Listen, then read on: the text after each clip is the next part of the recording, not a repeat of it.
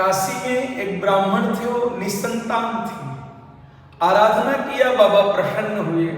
बाबा को जैसे देखा उसे लौटने लगे तो भोलेनाथ ने कहा, क्यों लौटे चले जा रहे हो? अरे महाराज, आपके पास तो न कपड़े हैं, न घर है, न मकान है, आपसे मांगू तो मांगू क्या? बाबा मुस्कुरा करके कहा कि हमें ऑर्डर दानी कहते हैं, मांगो।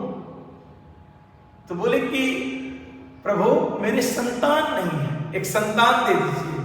तो मुस्कुरा करके बाबा ने कहा कि दो प्रकार की संतानें होती हैं, एक कुपुत्र होगा तो 100 साल जिएगा, सुपुत्र होगा तो 5 साल जिएगा।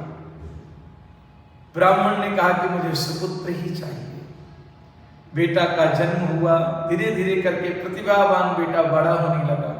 एक दिन पिता को स्मरण आया कि इसके मरने में तो 4 दिन बाकी है।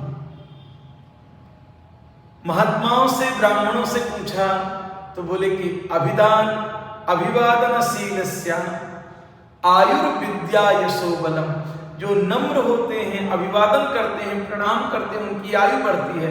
इसलिए काम करो कि बेटा जिसको भी देखे उसको प्रणाम करे आपका बेटा। अब वो ब्राह्मण बालक जिसको भी देखता है सबको प्रणाम करता है। एक दिन सप्तऋषि जा रहे थे, उनको प्रणाम किया तो उन्होंने कहा दीर्घायुष्यवान भव। ब्राह्मण ने कहा ये 2 दिन बाद मरने वाला है, आप दीर्घायु का वरदान दे रहे हैं। तो सप्तऋषियों ने कहा हमारा आशीर्वाद झूठा नहीं होगा।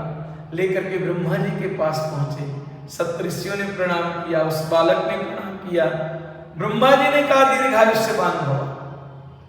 अब सप्तऋषि बोले कि महाराज ये दूसरे दिन मरने वाला है,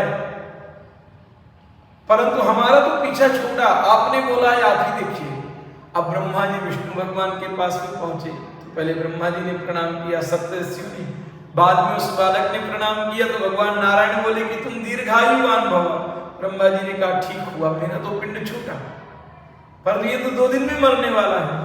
शिव के पास में पहुंचे, भगवान भोलेनाथ मुस्कुरा करके बोले कि जाओ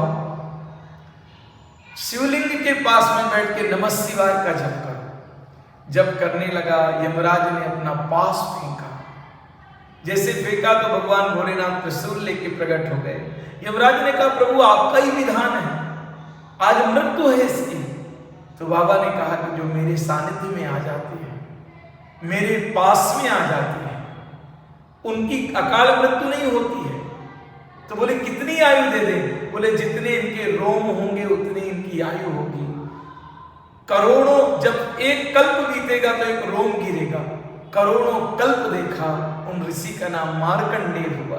भगवान भोलेनाथ की जो शरण में आ जाते हैं, जो उनकी सानिध्यता ग्रहण कर लेते हैं, उनका मंत्र जप कर लेते हैं, तो मेटत कठिन कुवंग भार के वो माथे की रेखाओं को भी मिटा सकते हैं भोलेनाथ। अकाल मृत्यु वो मरे जो काम करे चांडाल का, काल उसका क्या करे जो भक्त हो महाकाल का। इसलिए भगवान भोलेनाथ की उपासना करिए, आपके जीवन के संपूर्ण दुर्भाग्य, संपूर्ण संकट दूर होंगे। नमस्ते।